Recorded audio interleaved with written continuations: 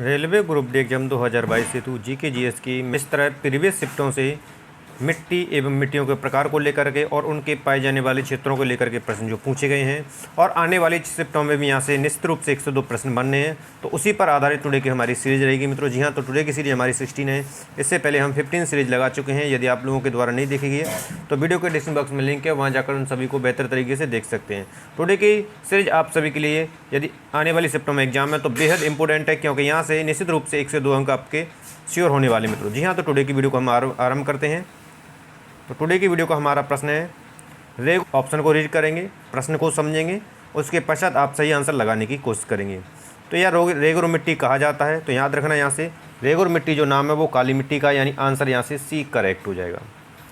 अगला प्रश्न है आपका, रेगुर मिट्टी सबसे ज़्यादा है या जहाँ पाई जाती है उस क्षेत्र का नाम पूछा जाएगा। तो उसी से संबंधित है कि क्षेत्रों के नाम। तो यहाँ से इसका राइट आंसर ऑप्शन ए हो जाएगा, महाराष्ट्र में पाई जाती है सबसे ज़्यादा अधिक जो है। नेक्स्ट है, देश की निम्नलिखित मिट्टियों में से किसे स्वतः कृष्य मिट्टी कहा जाता है। प्रश्न को समझिए, जब एक बार समझना है तो हम दूसरी बार रीड करेंगे और प्रश्न को समझने की कोशिश करेंगे, ऑप्शन को समझने की कोशिश करेंगे, क्योंकि तभी आप सही आंसर लगा पाएंगे।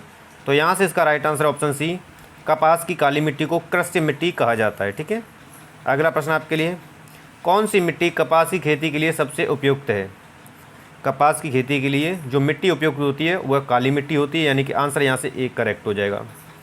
अगला प्रश्न है आपका, लावा मिट्टियाँ पाई जाती हैं।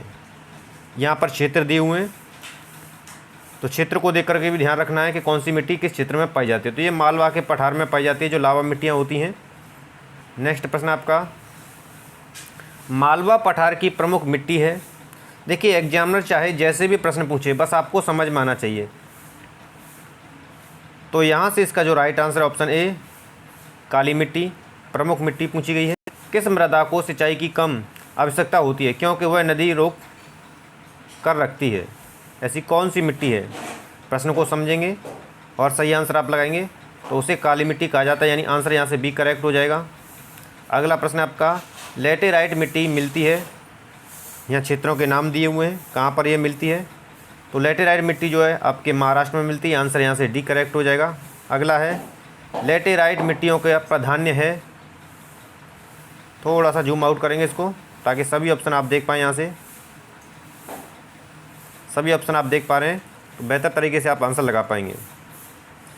तो यहाँ से इसका जो राइट आंसर है वो ऑप्शन ए हो जाएगा, मालवार के तटीय प्रदेश में जो है लेटेराइट मिट्टियों का प्राधान्य है। नेक्स्ट प्रश्न है आपका, भारत में निम्नलिखित में से कौन सा मृदा प्रारूप लोहे के अतिरेक होने के कारण अनउर्वर होता जा रहा है। तो यहाँ से इसका राइट आंसर क्या होगा। तो यहाँ से इसका राइट आंसर जाएगा ऑप्शन डी, लेटेराइट। अगला प्रश्न आपका, भारत में सबसे बड़ी मिट्टी का वर्ग है। Right answer option D, Kachari मिट्टी। गंगा के मैदान की पुरानी कछारी मिट्टी कहलाती है, तो उसे बांगर कहा जाता है, यानी कि आंसर यहाँ से बी हो जाएगा। अगला है, निम्नलिखित में से किस प्रकार की मृदा की जल धारण क्षमता सबसे कम होती है। ऐसी कौन सी मिट्टी है जो सबसे कम जल धारण करती है। तो यहाँ से इसका राइट आंसर हो जाएगा ऑप्शन ए, बलुई यानी कि दोमट मिट्टी। नेक्स्ट आपका, दोमट मिट्टी में मिट्टी का कौन सा कण मिलता है। यहाँ से इसका राइट आंसर क्या होगा, ऑप्शन को रीड करेंगे तो यहाँ से इसका राइट आंसर हो जाएगा ऑप्शन डी, सभी प्रकार के कण हैं जो दोमट मिट्टी में मिलते हैं। अगला प्रश्न है आपका, पश्चिमी राजस्थान की मिट्टी में किसकी मात्रा अधिक है। जो पश्चिमी राजस्थान की मिट्टी है उसमें मात्रा अधिक जो पाई जाती है वो पूछी गई है। तो यहाँ से इसका right answer option B, calcium की मात्रा अधिक है। अगला है, निम्नलिखित में से कौन सी फसल मृदा को नाइट्रोजन से भरपूर कर देती है। ऐसी कौन सी फसल है जो मृदा यानी कि मिट्टी को नाइट्रोजन से भरपूर कर देती है। तो यहाँ से इसका राइट आंसर ऑप्शन डी, मटर। अगला है, भूमि की उर्वरता बढ़ाने के लिए निम्न में से कौन सी फसल उगाई जाती है। तो यहाँ से इसका राइट आंसर ऑप्शन सी, उड़द। अगला है, भारत के कुछ भागों में यात्रा करते हुए आप देखेंगे कि कहीं कहीं लाल मिट्टी पाई जाती है। इस मिट्टी के रंग का प्रमुख कारण क्या है, यानी कि जो लाल मिट्टी पाई जाती है इसके लाल होने का प्रमुख कारण पूछा गया है प्रश्न में। तो यहाँ से इसका राइट आंसर जाएगा ऑप्शन सी, फेरिक ऑक्साइड की विद्यमानता लाल रंग का कारण है। अगला प्रश्न आपका, भारतीय मृदाओं में जिस सूक्ष्म तत्व की सर्वाधिक कमी है वह है, यानी भारत की अधिकतर जो मिट्टियाँ होती हैं उनमें जिस तत्व की कमी होती है वो तत्व पूछा गया है। तो यहाँ से इसका राइट आंसर क्या होगा, ऑप्शन डी हो जाएगा, जस्ता की कमी है। अगला है, पौधों को सबसे अधिक पानी किस मिट्टी में मिलता है? तो यहाँ से इसका राइट आंसर है ऑप्शन ए, चिकनी मिट्टी में। अगला प्रश्न है, तेजाबी मिट्टी को कृषि योग्य बनाने हेतु निम्नलिखित में से किसका उपयोग किया जाता है? तो यहाँ से इसका राइट आंसर जाएगा ऑप्शन ए, लाइम का प्रयोग किया जाता है। अगला प्रश्न है आपका, मिट्टी में खारापन एवं क्षारीयता की समस्या का समाधान है, या मिट्टी में जो खारापन होता है, क्षारीयता होती है, उसे कैसे दूर किया जा सकता है? इस तरह लैंग्वेज को चेंज करके भी बन सकता है। तो यहाँ से इसका राइट आंसर है ऑप्शन बी, खेतों में जिप्सम का उपयोग करके। अगला प्रश्न है, किसका उपयोग मिट्टी की लवणता एवं क्षारीयता की समस्या का दीर्घकालीन हल है? तो यहाँ से आंसर आ जाएगा बी, जिप्सम। अगला है, भारत में सर्वाधिक क्षारीय क्षेत्र पाया जाता है, सर्वाधिक जो क्षारीय क्षेत्र है वो पूछा गया है। तो यहाँ से इसका राइट आंसर है ऑप्शन डी, उत्तर प्रदेश राज्य में। अगला है, निम्नलिखित में से कौन सी मिट्टी चाय बागानों के लिए उपयुक्त है? तो यहाँ से इसका राइट आंसर जाएगा ऑप्शन ए की ओर, अम्लीय। अगला प्रश्न है, भारत में निम्न में से किस क्षेत्र में मृदा अपरदन की समस्या गंभीर है? तो यहाँ से इसका राइट आंसर जाएगा ऑप्शन बी, शिवालिक पहाड़ियों के पास क्षेत्र में। अगला प्रश्न आपका, निम्नलिखित में से भारत का कौन सा क्षेत्र मृदा अपरदन यानी इरोजन से अत्यधिक प्रभावित है?